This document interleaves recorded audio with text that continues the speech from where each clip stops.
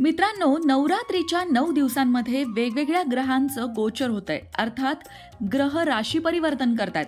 वेगवेगळे अद्भुत योगही तयार होत आहेत आणि या योगांचा लाभ काही राशींना होणार आहे. तर मग आता आपण बघूया की कोणत्या आहेत त्या राशी, ज्या राशींवर आई जगदंबेची कृपा नवरात्रीमध्ये होणार आहे. पण त्याआधी चॅनलला सबस्क्राईब नक्की करा आणि आमच्या फेसबुक पेजलाही फॉलो करा. मंडळी, आपण आता 2 टप्प्यात समजून घेणार आहोत की नवरात्रीच्या दिवसांमध्ये कोणत्या राशींना कसा लाभ होणार आहे. 2 टप्प्यात म्हणजे नवरात्रीच्या सुरुवातीला काही राशींना लाभ होणार आहे आणि काही राशींना नवरात्र संपता संपता लाभ होणार आहे. तर हे कसं घडणार आहे ते बघूया. सगळ्यात आधी नवरात्रीच्या सुरुवातीच्या ग्रहांचा विचार करू. ज्योतिषशास्त्रानुसार नवरात्र सुरू होतानाच कन्या राशीमध्ये सूर्य आणि बुध 2 ग्रह असणार आहेत. या दोन्ही ग्रहांच्या युतीने बुधादित्य नावाचा शुभ योग तयार होतोय. हा एक राजयोग मानला जातो. नवरात्रीच्या सुरुवातीच्या काही दिवसांनी सूर्य आणि बुध एकाच दिवसाच्या अंतराने तुळ राशीत प्रवेश करतील आणि याही वेळी हा बुधादित्य योग कायम असेल. ज्योतिषशास्त्रानुसार नवरात्रीच्या सुरुवातीलाच बुधादित्य योग हा सुमारे 30 वर्षांनी जुळून आल्याचं म्हटलं जातंय.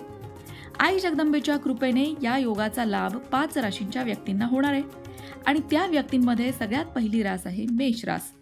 मेष राशीच्या व्यक्तींना नवरात्रीच्या सुरुवातीचा काळ शुभ ठरणार आहे. आई जगदंबेच्या कृपेने घर आणि वाहनाचं सुख मिळू शकतं. कामाच्या ठिकाणी मोठं पदही मिळू शकतं. कुठून तरी चांगली नोकरीची ऑफरही येण्याची शक्यता आहे. व्यवसायात आर्थिक लाभाच्या संधी बघायला मिळतील. कौटुंबिक नात्यात गोडवा राहील आणि एकंदरीत बघता तुमची आर्थिक स्थिती नक्कीच नवरात्रीमध्ये सुधारेल. वृषभ रास. वृषभ राशीच्या व्यक्तींना सुद्धा नवरात्राच्या सुरुवातीचा काळ लाभदायक आहे.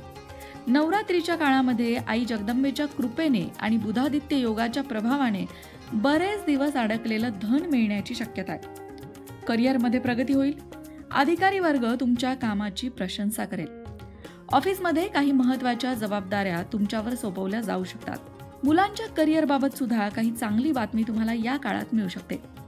कुटुंबातील वातावरणही अतिशय प्रसन्न राहील. आता वळूया कर्क राशीकडे.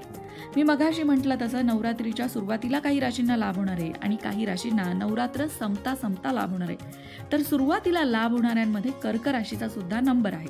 कर्क राशींच्या व्यक्तींना नवरात्रीची सुरुवात लाभदायक असणार आहे. बुधादित्य राजयोग अत्यंत लाभ त्यांना देईल. आई जगदंबेची त्यांच्यावर कृपा होईल आणि त्यांनी आर्थिक स्थिती सुधारेल. समाजात सन्मान वाढेल. मित्रांच्या सहकार्याने अनेक प्रलंबित कामं सहज पूर्ण होऊ शकतील. कुठून तरी चांगली नोकरीची बातमी सुद्धा येऊ शकते. परदेशात जाण्याचा प्रयत्न करणाऱ्या लोकांनाही कामात यश मिळेल आणि मार्ग सुकर होईल. तुळ राशीच्या व्यक्तींना नवरात्राची सुरुवात सकारात्मक असेल. यशाच्या अनेक शुभ संधी त्यांना मिळतील.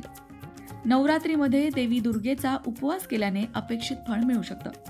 एकापेक्षा जास्त स्रोतांकडून उत्पन्नही मिळण्याची शक्यता आहे. वडिलोपार्जित संपत्तीशी संबंधित जर काही वाद चालू असेल तर तो मिटण्याच्या दृष्टीनं पावलं उचलली जातील. सोनं खरेदी करण्याची उत्तम संधी सुद्धा या काळात आहे आणि कुटुंबातही आनंदाचं वातावरण असेल. आता वळूया मकर राशीकडे. मकर राशीच्या व्यक्तींना नवरात्राचा काळ वरदानासारखा ठरू शकतो. काही चांगली बातमी मिळू शकते. करिअरमध्येही प्रगती होईल.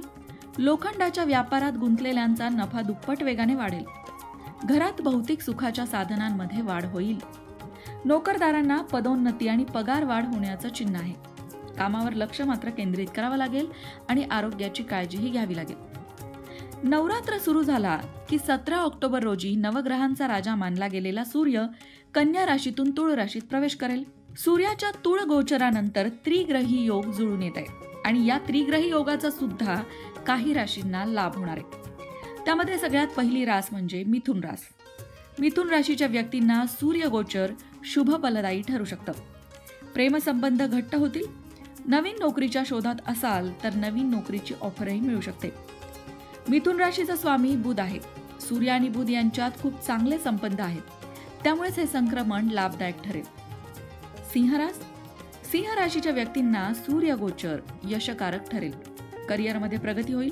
कामाच्या ठिकाणी सहकारी आणि अधिकारी नक्कीच तुमच्या कामावर खुश होतील. सूर्यगोचर खूप दमदार तुमच्यासाठी ठरू शकतं. कुटुंबात शांततेचं वातावरण राहील. धनुरास. धनुराशीच्या व्यक्तींना सूर्यगोचर सकारात्मक परिणाम देऊन जाईल.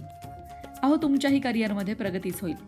मेहनतीने सर्व कामं तुम्ही पूर्ण कराल. एखाद्या तीर्थस्थळी जाण्याची संधी सुद्धा तुम्हाला या काळात मिळेल. त्याचबरोबर चांगले आर्थिक लाभ पाहायला मिळतील आणि त्यामुळे आर्थिक स्थिती उत्तम राहील. कुंभ राशीच्या व्यक्तींना सूर्यगोचर शुभदायक, लाभदायक आणि शुभ संधी घेऊन येणारं ठरेल. परीक्षेची तयारी करणाऱ्यांना काळ चांगला राहील. कामाच्या ठिकाणी उच्च पद मिळू शकतं. याशिवाय सामाजिक दृष्ट्याही तुम्ही लोकप्रिय होणार आहात. आता वळूया मीन राशीकडे. मीन राशीच्या व्यक्तींना सूर्यगोचर खूप शानदार ठरू शकेल. कौटुंबिक जीवनात आनंद राहील. तसंच नवीन वाहन किंवा मालमत्ता खरेदी करण्याचा विचार तुम्ही या काळात करू शकता. आनंद द्विगुणित करणाऱ्या घटना तुमच्या अवतीभोवती घडतील.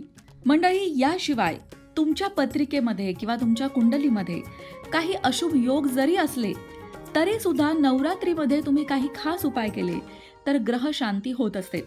कारण आई जगदंबा म्हणजे जगत जननी आहे. नवरात्रीमध्ये तुम्ही उपवास केलात किंवा नवरात्रीमध्ये तुमच्या कुलदेवतेच्या मंत्राचा जप केल्याने सुद्धा तुमच्या कुंडलीतील सगळे ग्रह अगदी शिस्तीत वागायला लागतात असं म्हणायला हरकत नाही. कारण ग्रह कसेही असू द्या, पण या ग्रहांना निर्माण करणारी ती शक्ती, ती जगत जननी, ती आदिमाता, आदिशक्ती आहे हे विसरू नये. आणि म्हणूनच कुठल्याही प्रकारचा त्रास असू द्या, नवरात्रीच्या 9 दिवसांमध्ये संकल्प सोडून एखादा नियम घ्या. जसं की नवरात्रीच्या 9 दिवसांमध्ये नियमित तुम्ही कुलदेवतेच्या मंत्राचा जप कराल, हा नियम तुम्ही घेतलात, किंवा नवरात्रीच्या 9 दिवसांचे उपवास करण्याचा नियम घेतलात, किंवा नवरात्रीच्या 9 दिवसांमध्ये कुमारिका पूजन, कुंकुमार्चन पूजा यासारख्या कुठल्या तरी एका पूजेचा किंवा एक नियम तुम्ही घ्या. आणि मग बघा, तुमच्या कुंडलीतील ग्रह कितीही अशुभ असू द्या, पण जगत जननीच्या कृपेने तुमचं कल्याण होतं की नाही. कारण आदिमाया आदिशक्तीनीच संपूर्ण विश्व निर्माण केलं आहे. ग्रहांची जननी ही तीच आहे आणि आपली जननी ही तीच आहे. म्हणूनच या नवरात्रीमध्ये मनोभावे आई जगदंबेची भक्ती करा आणि आई जगदंबेच्या कृपेचा अनुभव घ्या. आणि हो, जाता जाता आणखीन एक आनंदाची बातमी.